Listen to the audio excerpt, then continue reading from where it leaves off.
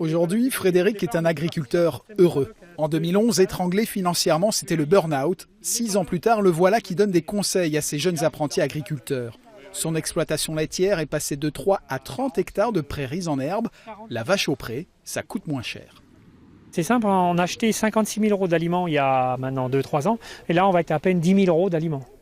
Même si on fait 50-60 000 litres de lait en moins, s'il n'y a pas une grosse différence, on s'y retrouve.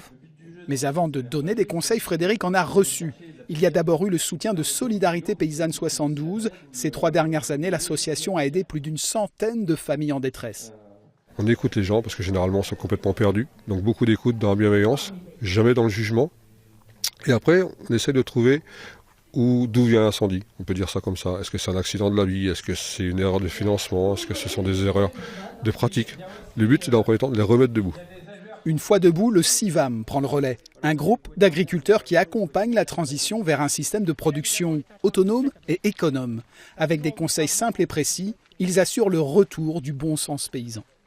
Remettre en place des pâtures dans un système, donc comment les implanter, quelles variétés on va mettre pour que le système soit efficace et adapté au sol qu'on a en place sur l'exploitation. Combien d'animaux on met, combien de temps on les laisse.